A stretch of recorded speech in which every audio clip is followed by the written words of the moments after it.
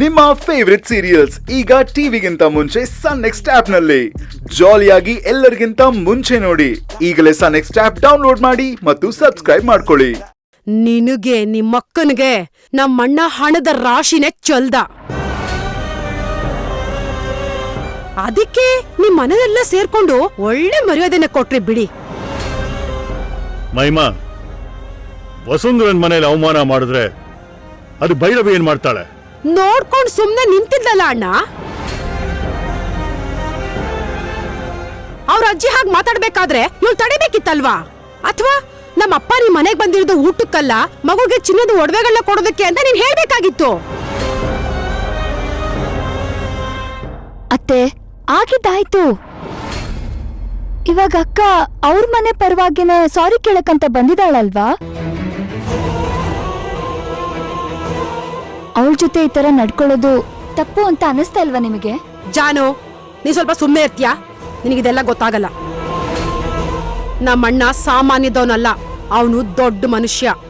ಆ ದೊಡ್ಡತನ ಬಂದಿರೋದು ದುಡ್ಡಿಂದ ಅಲ್ಲ, ಅವನ್ ದೊಡ್ಡತನದಿಂದ.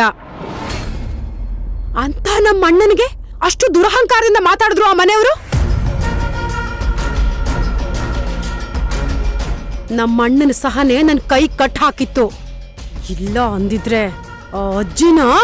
ಮಹಿಮಾ, ನಿನಗೆ ನನ್ನ ಮೇಲೆ ಪ್ರೀತಿ ಇದೆ ಗೊತ್ತು. ಇವಾಗ ಇಷ್ಟು ಸಾಕು. ಅಲ್ಲಮ್ಮ, ನನಗೆ ಅವಮಾನ ಆಗಿರೋ ನಾನೇ ಮರ್ತಿದ್ದೀನಿ. ಅದನ್ನ ತಿರ್ಗಾ ಯಾಕೆ ಕ್ಯಾಪಿಸ್ತಿದ್ಯಾ ನೀನು?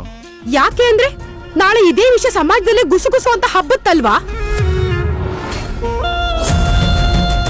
ವಸುಂಧರ ಮನೆಯವರು ಧರ್ಮೇಂದ್ರ ಅವ್ರಿಗೆ ಅಷ್ಟು ಅವಮಾನ ಮಾಡ್ತಿದ್ರು, ಇವ್ರು ಸುಮ್ನೆ ಇದ್ರು ಅಂದ್ರೆ ಏನೋ ಇರ್ಬೋದು ಅಂತ ಜನ ಗುಸ್ಗುಸು ಅಂತ ಮಾತಾಡ್ಕೋತಾರೆ ಅಲ್ವಾ? ಈ ಮನೆಯಲ್ಲಿ ಮದ್ವೆ ಆಗದೆ ಇರೋ ಜಾಹ್ನವಿ ಇದ್ದಾಳೆ. ಅವಳ ಭವಿಷ್ಯದ ಬಗ್ಗೆ ಚಿಂತೆ ಇಲ್ವಾ ನಿನಗೆ?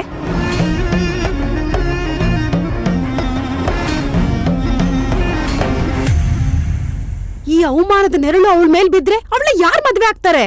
ಮಮ್ಮಿ, ನಾನ್ ಮದ್ವೆ ಆಗ್ತೀನಿ.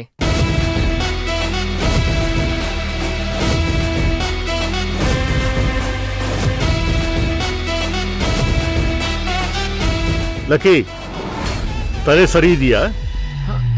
ಅದು ಅಂದ್ರೆ ಮಾಮ, ಜಾನು ಜೊತೆ ಯಾರು ಇಲ್ಲ ಅಂತ ಅನ್ಸ್ಬಾರ್ದಲ್ವಾ? ಅದಕ್ಕೆ ನಾನು ಅವಳ ಜೊತೆ ನಿಮ್ ಜೊತೆ ಯಾವಾಗ್ಲೂ ಇರ್ತೀನಿ ಅಂತ ಹೇಳಕ್ ಬಂದೆ ಅಷ್ಟೇ ಮಾವ.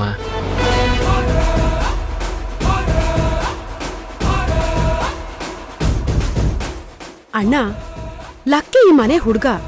ಈ ಮನೆಗೆ ಏನಾದ್ರೂ ಸಮಸ್ಯೆ ಬಂದ್ರೆ ನಾನ್ ನಿಮ್ ಜೊತೆ ನಿಲ್ತೀನಿ ಅನ್ನೋದ್ರಲ್ಲಿ ಏನಾದ್ರೂ ತಪ್ಪಿದ್ಯಾ?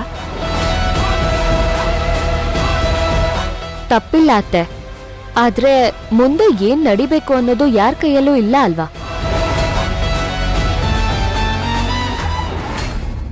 ಅದು ದೇವ್ರಿಗ್ ಮಾತ್ರ ಗೊತ್ತಿರುತ್ತೆ, ಮನುಷ್ಯರಿಗಲ್ಲ.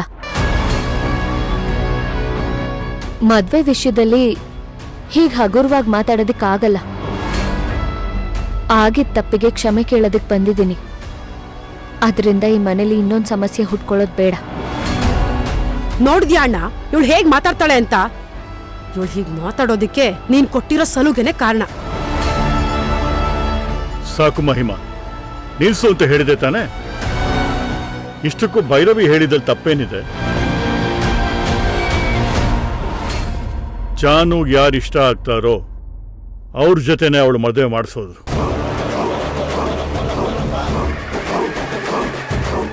ಭೈರವಿ, ಬಾಮ್ಮ, ಊಟ ಮಾಡೋಣ. ನಿನ್ನ ಮನಸ್ಸಿನಲ್ಲಿ ಏನೂ ಇಟ್ಕೋಬೇಡ. ನನ್ನ ಮನಸ್ಸಿನಲ್ಲಿ ಏನೂ ಇಲ್ಲ. ನನಗ್ ಗೊತ್ತು ಡ್ಯಾಡ್, ನೀವೊಂಥರ ಸಮುದ್ರ ಇದ್ದ ಹಾಗೆ. ಸಮುದ್ರಕ್ಕೆ ಕಲ್ಲೆಸೆದ್ರೆ ಅದು ಕಳ್ದು ಹೋಗುತ್ತೆ ಹೊರತು ಸಮುದ್ರದ ಗಾಂಭೀರ್ಯತೆ ಕಮ್ಮಿ ಆಗಲ್ಲ. ಹಾಗೆ ನೀವು ಡ್ಯಾಡ್, ನಿಮ್ಗೆ ಯಾವ ಕಳಂಕನೂ ತಾಕೋದಿಲ್ಲ. ನಿಮಗ್ ಮಗಳಾಗಿರೋದಕ್ಕೆ ನಾನ್ ಪುಣ್ಯ ಮಾಡಿದ್ದೀನಿ. ನಾನು ಅಷ್ಟೇ ಅಮ್ಮ, ನಿಮ್ಮಂತ ಮಕ್ಕಳು ಪಡೆಯಕ್ಕೆ ನಾನು ಪುಣ್ಯ ಮಾಡಿದ್ದೀನಿ.